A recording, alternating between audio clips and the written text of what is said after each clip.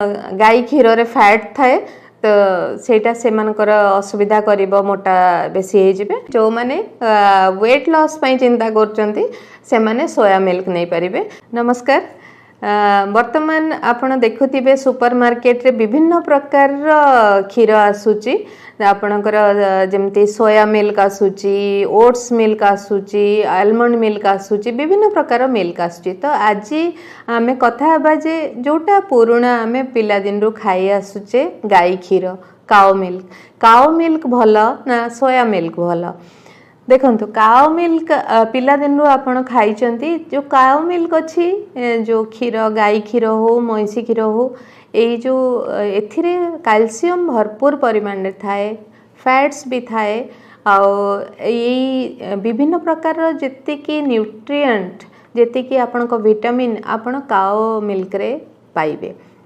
गाई क्षीर रे गोटे प्रकार स्वीटनेस थाए, स्वीट लगे गाई क्षीर सेटा जो स्वीटनेस जो थाए से ताको कहंती लैक्टोज, सेटा गोटे प्रकार ग्लूकोज जोटा कि मीठा लगे गाई क्षीरटा। तो ये किछि लोक आपणकर ये जो सुगर जोटा लैक्टोज इनटॉलरेंट बोली आपण सुनिथिबे, बहुत जण कहंती मु क्षीर खाएनी मु लैक्टोज इनटॉलरेंट। तो यही भाया लोक कौन क्षीर खाइबे तो एमानकर जेतेबेले लैक्टो इंटॉलरेंट ता माने तांकर ये जो सुगरटा तांकर डाइजेशन हुएनी तांको बॉडी रे सेटा जमा होइकी रहे आ सेमानकर गैस एसिडिटी हुए। तो सेति पई एही भलिया लोक मानंकु विभिन्न प्रकार सोया रो मिल्क हो किंबा आलमंड मिल्क हो एही भलिया मिल्क सब दिया हुए।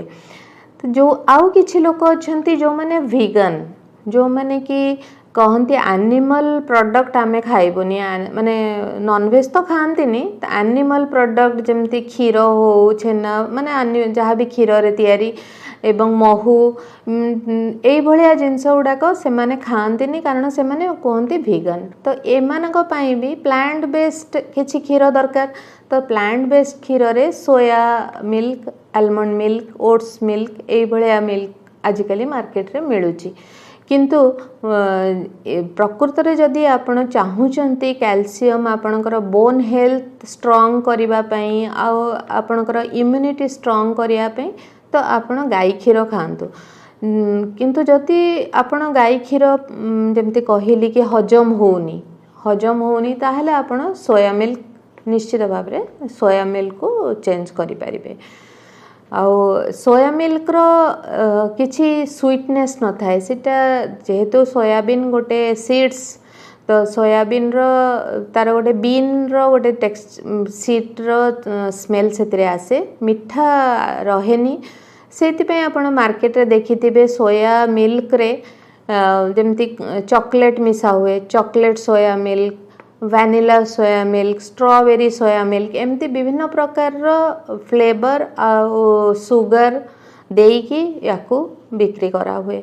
तो जदि आपणकर किछि प्रॉब्लम नाही डायबिटिक्स नाहंती आपनको सुगर चलिबो ताहले आपण सेटा किनिकी पी परिबे। जो माने वेट लॉस पई चिंता करचंती से माने सोया मिल्क नै परिबे कारण गाई क्षीर रे फैट थाए तो सेटा से मानकर असुविधा करिबो मोटा बेसी हे जिवे।